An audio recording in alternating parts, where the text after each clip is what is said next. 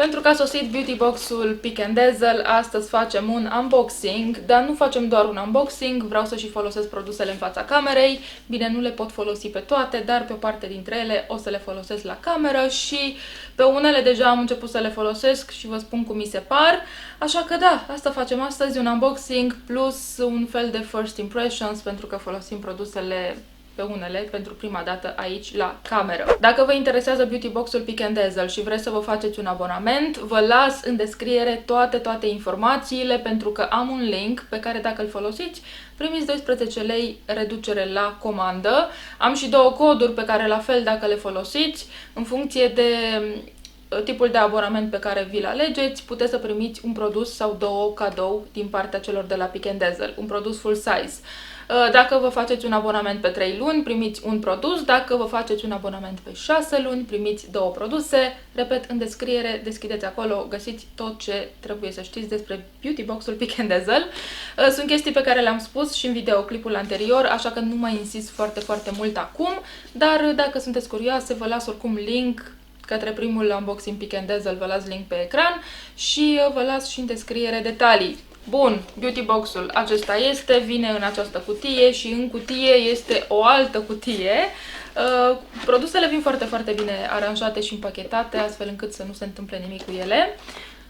Aici sunt efectiv produsele și haideți să începem cu unboxing-ul. O să vă arăt primul produs pe care l-am folosit și o să încerc să vă arăt produsele în ordinea în care le-aș folosi, astfel încât să aibă totul sens, cât de cât. Bun, primul produs de la Queshi este un scrub, da, un gel exfoliant pentru față.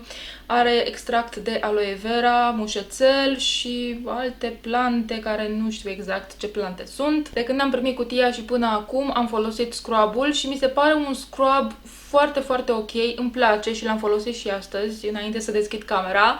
Este destul de abraziv, dar nu la modul că te-ar zgâria, adică nimic de genul acesta, nu zgârie, dar se simt acele particule. De aceea cred că este super ok pentru un ten mixed, gras, un ten foarte încărcat, pentru că adună foarte bine impuritățile. Asta în cazul în care preferați un astfel de exfoliant. Și lasă pielea foarte fină. Se vede, cred, pe fața mea că tenul arată bine, nu am pielea înroșită, lasă pielea foarte fină.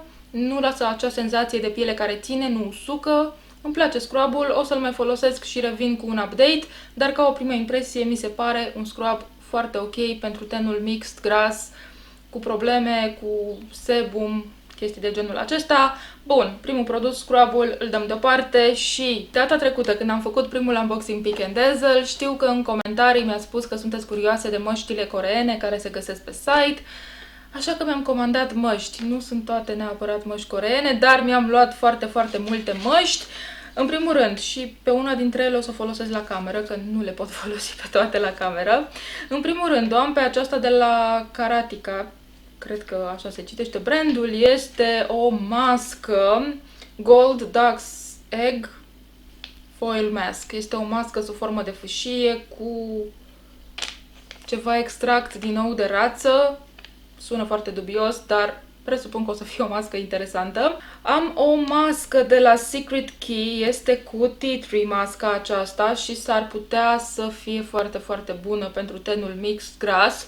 În general am căutat măști pentru tenul mix gras, pentru că ăsta este tenul meu, sau măști antirid sau revitalizante sau pentru fermitate. Bun, deci asta de la Secret Key și mi-am luat și una de la Holika, tot cu green tea. Uite că am două cu green tea, nu mi-am dat seama, dar e ok. De la Holika, bun, la fel o mască sub formă de fâșie. Am mai încercat măști Holika și mi-au plăcut, așa că sper să-mi placă și asta. Până acum n-am încercat-o fix pe asta. Am una de la Aritaum, Fresh Power Essence Pouch Mask. Este ceva de genul acesta, e pentru hidratare, moisture. Îmi place că vine cu capac cumva, adică poți să folosești din ea, zic eu, nu văd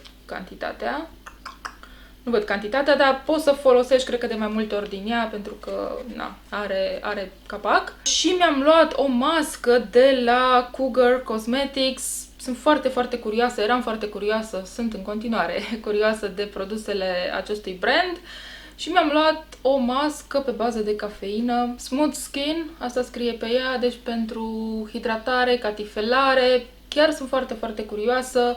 Se aplică o dată sau de 2 ori pe săptămână, se lasă cam vreo 5 minute și apoi se clătește. M-am uitat la ingrediente și am văzut că are și ceva argilă printre ingrediente, deci este o mască, zic eu, care s-ar putea să mi se potrivească.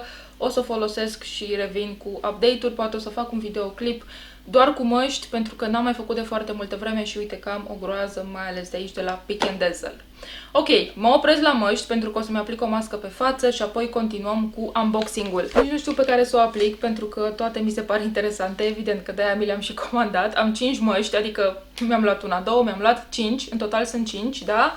3 sub formă de fâșie, asta pentru 2-3 utilizări și aceasta de la Cougar, deci 5 măști, foarte multe, plus că asta o să-mi ajungă de foarte multe ori, că e multă cantitate aici, are 100 de mililitri, deci vă dați seama că o să tot folosesc din ea.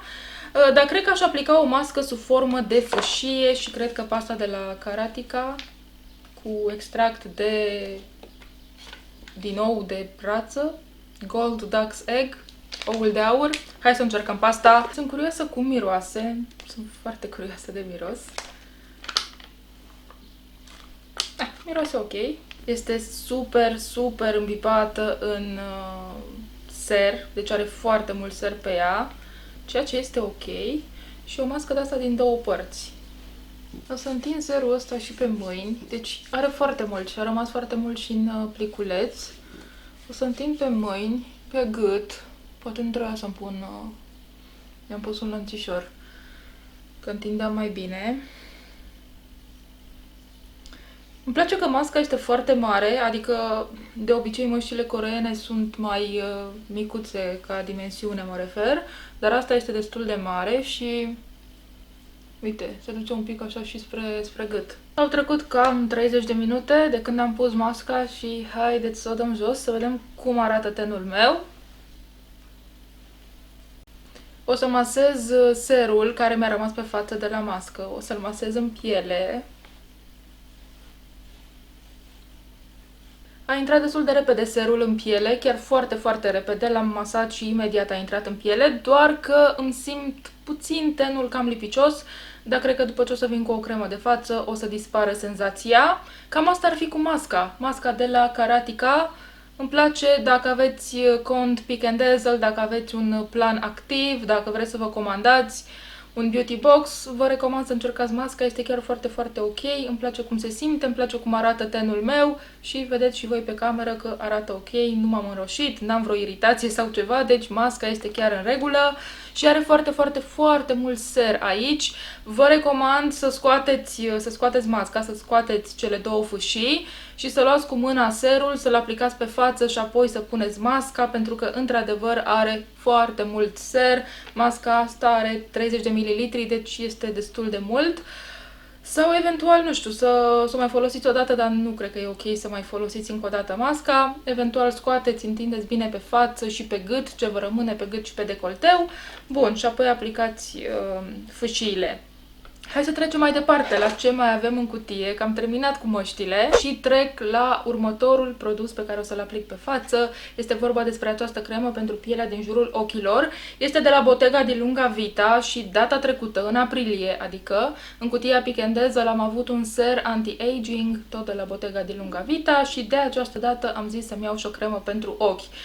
Mi-a plăcut așa ce am citit despre ea și am zis să o iau, să o încerc. Este cu extract din celule stem și acid hialuronic, nu are parabeni, nu are alcool și nici proteine animale. Deci este ok așa la ingrediente din ce am citit, dar să vedem cum o să fie și cum o să mă înțeleg cu ea și care vor fi rezultatele.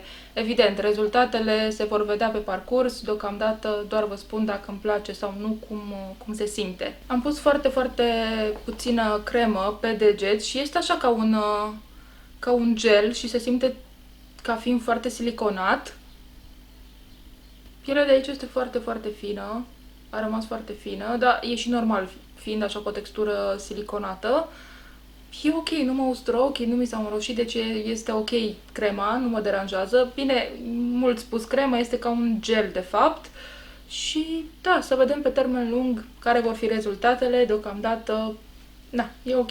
Și am ajuns la ultimul produs din cutie, din cutia de mai, Peek & Dazzle. Ce credeți voi că mi-am luat? Mi-am luat un parfum.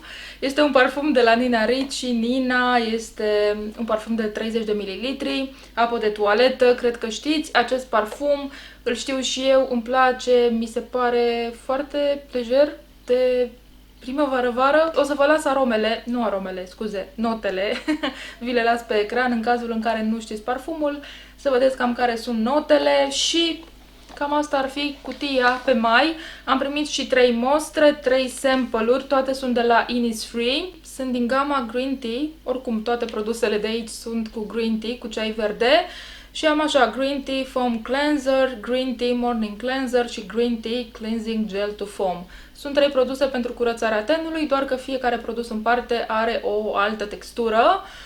Ceva sub formă de spumă, Morning Cleanser probabil ceva, nu știu, dacă e mai cremos sau mai sub formă de gel, și un Gel to Foam, un gel care se transformă pe față într-o spumă. Îmi place că vine așa în forma asta pentru că le pot testa și le pot lua cu mine într-o mini-vacanță, de exemplu, ca să nu car după mine gelul de curățare pe care l-am acasă. Iau aceste sample-uri, plus că fiecare are câte 2 ml, ceea ce este o cantitate destul de bună. Dimineața și seara s-ar putea să-ți ajungă un astfel de pliculeț. Așa că da, acestea sunt sample-urile. Aceasta a fost cutia pe mai, cutia Peek & Dazzle. Și vreau să-mi spuneți părerea voastră în comentarii despre produsele pe care mi le-am ales, dacă le știți, dacă le-ați folosit, vouă cum vi se par. Dacă vreți să fac un clip cu măștile pe care mi le-am luat de la Peek & Dazzle din această cutie, dacă vreți să fac un clip separat, spuneți-mi în comentarii și poate și cu alte măști, habar n-am, vreau să știu. Dacă vreți să fac un first impressions, poate pentru masca asta de la Cougar. Ce vă interesează? Dacă vă interesează ceva, lăsați-mi sugestiile voastre în comentarii și gata, am încheiat. Asta a fost tot cu Peek & Dazzle pe mai. Dacă v-a plăcut, nu uitați să-mi dați un like, un share, să vă abonați în cazul în care nu ați făcut-o deja. Mă găsiți peste tot pe social media cu ID-ul și KingQuest și până data viitoare v-am pupat, toate cele bune, la revedere!